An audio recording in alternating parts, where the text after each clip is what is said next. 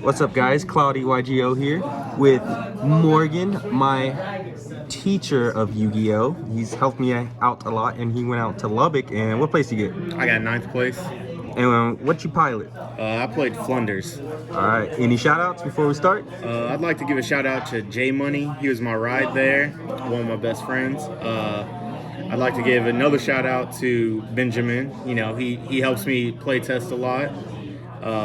Yeah, it was just really fun, guys. All right, let's go to the goo. All right, so first off, obviously the 3 Robina, 3 Eaglin. So these are the very beginning of the deck. You always want to see both of these. You want to at least see, like, no matter what. Robina will search you any level 4 or lower winged beast monster. And then Eaglin will search you any level 7 or higher winged beast monster. Next, I chose the 1 Stree 1 Toucan ratio. I had been playing the 2 Stree 1 Toucan and I enjoyed it. I saw another video on YouTube where someone tried the DD Crow instead, and their logic behind it was for DPE, so that way if Fusion Destiny, when they send it to grave for Fusion Destiny effect, you can just use DD Crow and banish it, and you don't have to deal with it anymore. Would you say Stree's Sky Striker's best friend? Oh, very much so. Always love targeting their Engage and their Widow Anchor and their Raise. The 1 DD Crow, like I said. The flex of the ulti. The Wind Barrier statue, obviously, you know, just standard. I chose to play 2 Impin. I feel that it's very much better to play 2 rather than 1. It allows you to extend for more damage, possibly no TK. It allows you to play through a few more interruptions if your opponent tries to chain Ogre or Veiler or something to this, and you have the quick play spell. You can go ahead, use the quick play spell, banish it, get your search, and then you have another one still in deck to go for, and you can extend it even farther since he's not once per turn.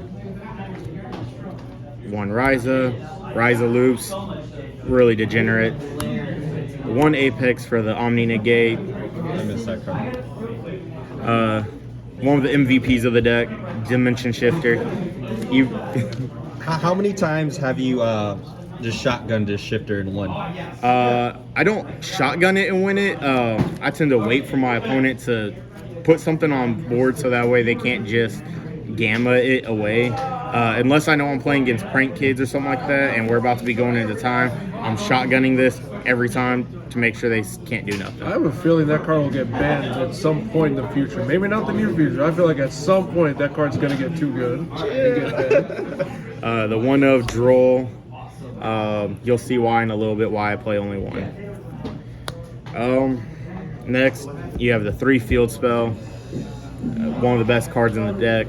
Literally allows you to play on your opponent's turn, gets you an extender, gets you anything you need for the deck. 3 of the quick play, very standard. Allows you to dodge Imperm, Veiler, gets you to play through anything. Actually has won me a game with that 500 extra life points going into time. People always forget about that. Do not forget, 500 life points will save your life. I played 2 of the continuous spell.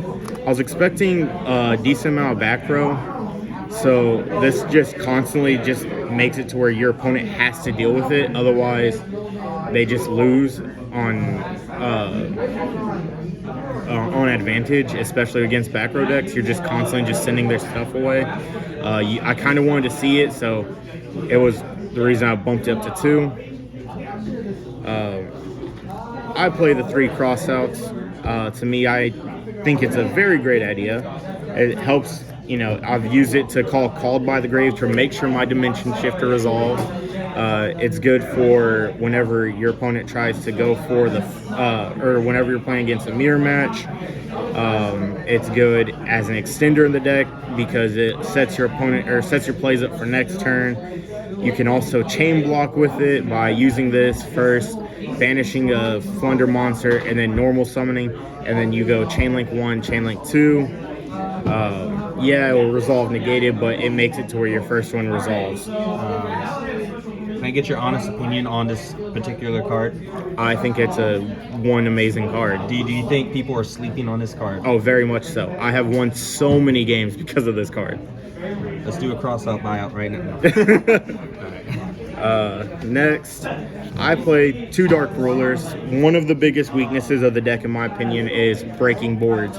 If you go against a person like my buddy J Money that likes to set up, 10 negates and say, good luck, have fun, activate this, tell them, I'm gonna have fun. Hence why we ripped the hand apart. 2 Book of Moon. It's good for interruptions. You can use it to bait out negates. It's good to protect against Veiler, Imperm, Forbidden Droplets, 2 Prosperity, couldn't afford the 3rd. It's a great card. At 2, it did just fine. I saw it enough to where I don't feel like I had to have the 3rd. Would I want a 3rd? Yes, but, $130. 2 Duality. I chose not to play 3 because when I did play 3, I was seeing way too many of it, and this only lets you see the top 3. It's just one of those cards I was like, I really didn't care too much. 1 Called By, guaranteed to make sure you hit those ash, I chose 2 of the Trap. I saw some interesting combos where people would set it just so that way they could extend on their opponent's turn if they got hit once. So rather than walking into another hand trap, like another Veiler or something like that, you just use this when your opponent normal summons. Most of the time people don't expect it. And finally, 2 Imperm. Cross out targets and good for hitting just, interruptions if you need to. How many times did you see Imperm over Veiler? Honestly, I saw Imperm a lot more than Veiler. I saw Veiler every single time. I didn't see a single Imperm during their regional. Alright, so for my extra deck, I did actually go into it one time against an Adagnister player. This is one of those cards that I feel that if you're playing Flunders, you should be playing this card. Underworld Goddess of the Closed World. Very much slept on. Yeah, it's a card where it goes against the deck because you're special something, but whenever you're facing down a card like Final Sigma or Arrival, this just deals with it, says get it off the board. You can summon enough time on your opponent's turn to put enough bodies on board to where it's like, hey, yeah, they have to commit everything into one monster. You just spam the board and say, okay, you can deal with one of my few monsters, but you're not going to deal with all of them, and then you just link into it. For the other links, I have 2 Omen. Never went into it, never used it. It's mainly for a side deck. 2 Blossom, never used it. 2 Imps, just never used it. I played the Christmas package, try to get free bodies if they ever tried to Maximus, never did.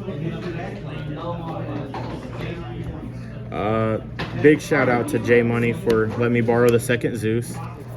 Didn't actually need it, was expecting it. This deck struggles with Zombie World, so you use Zeus to out it. 1 Downer, and then 2 Nightingale.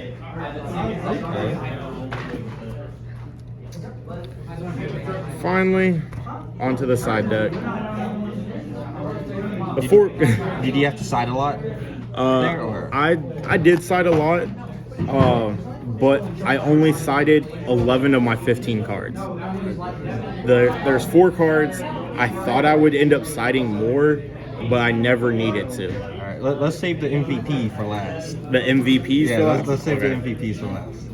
All right, so 1 Lancia, just for a cross out. Harpies, just for back row removal. I don't like dealing with back row. 3 Cosmics, 3 Evenleys,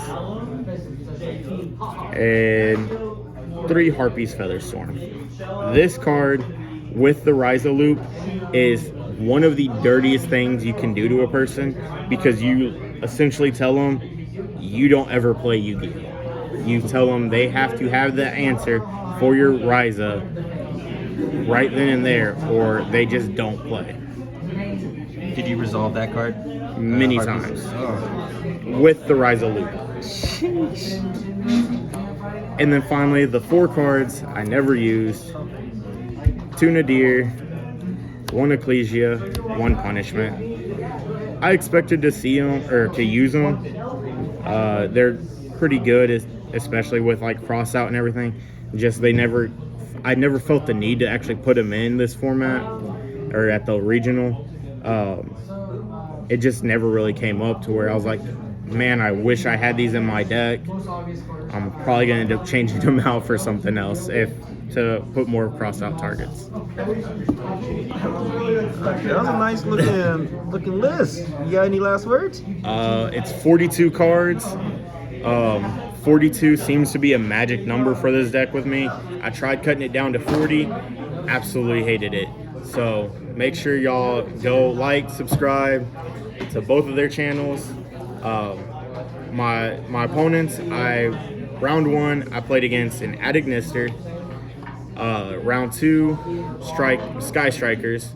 Round 3 was Virtual Punk with the Brave Engine.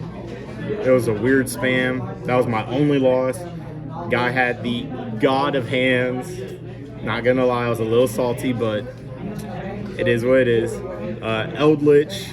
No Cyber Eldritch? No, just trap Eldritch, and this deck with the continuous spell, it just bodies that deck. Prank Kid Brave, Sword Soul, Phantom Knight Brave, and my final was a Flunder Mirror match, which cross out MVP, won me the game. Guy couldn't even play because I just turned off his birds. So, all right, guys, take care. There you have it. J Money, any last words? Yeah, none here. None. All right, let me play Jim. Go like and subscribe, and go like and subscribe on J Money right there.